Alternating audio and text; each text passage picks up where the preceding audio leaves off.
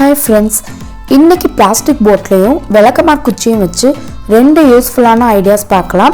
First time video பார்க்குறீங்கன்னா subscribe பண்ணிட்டு பக்கத்தில் இருக்க பெல் பட்டனையும் ப்ரெஸ் பண்ணிக்கோங்க. ஃபர்ஸ்ட் ஐடியா பார்க்கலாம். இதுக்கு இது மாதிரி நான் பிளாஸ்டிக் பாட்டில் எடுத்திருக்கேன். பாட்டமில் இது மாதிரி மார்க் பண்ணி நான் கட் பண்ணிக்கிறேன். கத்தியை சூடு பண்ணிவிட்டு கட் பண்ணிங்கன்னா உங்களுக்கு ஈஸியாக இருக்கும். இன்னும் பெரிய சைஸ் பாட்டிலில் பண்ணிங்கன்னா கூட உங்களுக்கு யூஸ்ஃபுல்லாக தான் இருக்கும்.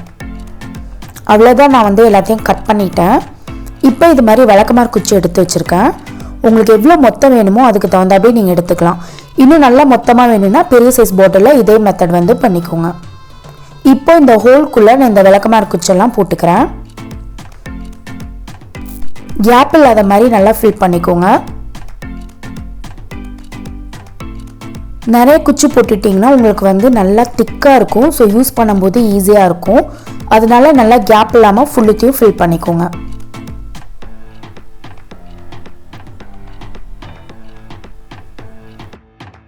அவ்வளோதான், ஃபுல்லு ஃபில் பண்ணிட்டேன். நல்லா திக்காக இருக்குது, கேப் இல்லாமல் ஃபில் பண்ணியிருக்கேன். இது மாதிரி ஃபில் பண்ணதுக்கப்புறம் இதை லைட்டாக நம்ம ஹீட் பண்ணிக்கலாம். இது டேரெக்டாக கொண்டு போய் வச்சிடாதீங்க. லைட்டாக தீக்கு மேலே வச்சு லைட்டாக ஹீட் பண்ணுங்கள்.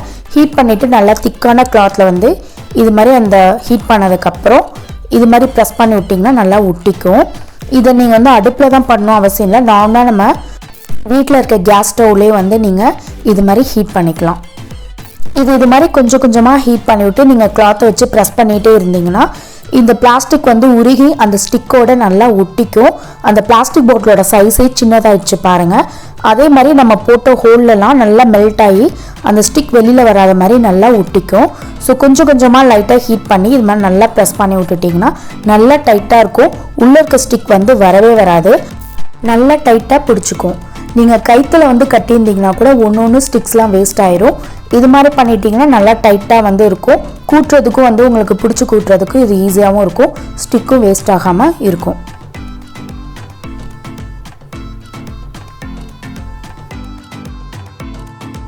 செகண்ட் ஐடியா பார்க்கலாம். இதுக்கு நான் இந்த பாட்டிலில் ஹோல் போட்டிருக்கேன். இப்போ இந்த ஹோலில் ஸ்டிக்கெல்லாம் நான் கேப் இல்லாமல் ஃபில் பண்ணிக்கிறேன். உங்களுக்கு பெரிய சைஸ் பாட்டில் வேணும்னா கூட நீங்கள் பெரிய சைஸ் பாட்டிலில் பண்ணிக்கலாம். பாட்டில் கேப்பை ரிமூவ் பண்ணிக்கிறேன். இந்த கேப் இருக்கிற இடத்துல ஸ்டிக் இல்லாத மாதிரி நான் உள்ளே நல்லா ப்ரெஸ் பண்ணி விட்டுறேன். இந்த மூடி மாட்டுற இடத்துல மட்டும் ஸ்டிக் இல்லாத மாதிரி நல்லா ப்ரெஸ் பண்ணி விட்டுருங்க. இது மாதிரி ப்ரெஸ் பண்ணதுக்கப்புறம் நம்ம மாப் யூஸ் பண்ணுவோம். அதில் வேஸ்ட்டாக அந்த ஸ்டிக் இருக்கும். ஸோ அது மாதிரி வேஸ்ட்டாக இருக்க ஸ்டிக் எடுத்து நல்லா ஹீட் பண்ணிக்கோங்க. இதை நல்லா ஹீட் பண்ணிவிட்டு அதுக்கப்புறம் நான் சொல்கிற மாதிரி பண்ணுங்கள். இது மாதிரி நல்லா ஹீட் பண்ணிவிட்டு இந்த பாட்டிலில் வச்சு இது மாதிரி ஃபிக்ஸ் பண்ணிக்கோங்க. சப்போஸ் உங்களுக்கு நல்லா ஃபிக்ஸ் ஆகலை, உள்ளே நல்லா போகலன்னா மறுபடியும் அந்த ஸ்டிக்கை நல்லா ஹீட் பண்ணிவிட்டு அதுக்கப்புறம் இந்த பாட்டிலோட வச்சு நல்லா ஃபிக்ஸ் பண்ணிக்கோங்க. அந்த பிளாஸ்டிக் மெல்ட் ஆகி இந்த ஸ்டிக்கோட நல்லா ஸ்ட்ராங்காக ஒட்டிக்கும். இதை ஒட்டினதுக்கப்புறம் நம்ம லாஸ்ட்டாக பண்ண அதே மெத்தட் மாதிரி இந்த பாட்டில் ஹீட் பண்ணிக்கோங்க. நான் எடுத்த வீடியோ மிஸ் ஆயிடுச்சு, அதனால் நான் ஃபஸ்ட்டு மெத்தடில் எப்படி ஹீட் பண்ணணும் அதை காட்டியிருக்கேன். அதே மாதிரியே இந்த பாட்டிலையும் ஹீட் பண்ணிக்கோங்க. ஹீட் பண்ணோன்னு நல்லா மெல்ட் ஆகி நல்லா டைட்டாக இருக்குது. நம்ம ஃபஸ்ட் ஐடியாவுக்கு எப்படி இருந்துச்சோ அதே மாதிரியே இருக்குது. இது நல்லா லென்த்தாக இருக்குது பாருங்கள். ஸோ நின்றுட்டே இது மாதிரி கூட்டுறதுக்கு ரொம்ப ஈஸியாக இருக்கும். ஸோ கூட்டுறதுக்கு நீங்கள் யூஸ் பண்ணுறீங்கன்னா இந்த பாட்டில் பெரிய சைஸில் வச்சு இன்னும் நிறைய ஸ்டிக் ஃபில் பண்ணி நீங்கள் யூஸ் பண்ணிக்கோங்க. ரொம்ப யூஸ்ஃபுல்லாக இருக்கும். இது இப்படி யூஸ் பண்ணிக்கலாம். அடுத்த மெத்தட் பார்த்தீங்கன்னா இது ஒற்றை அடிக்கிறதுக்கு ரொம்ப ஈஸியாக இருக்கும். நீங்கள் ஸ்டூல்லாம் போட்டு ஏறி நிற்கணும் அவசியம் இல்லை. இது நல்லா லென்த்தாக இருக்கனால கீழே நின்றுட்டு நீங்கள் ஒற்றை அடிக்கிறதுக்கு ரொம்ப ஈஸியாக இருக்கும்.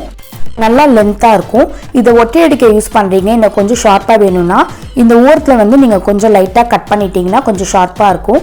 அது ஆப்ஷனல் தான்.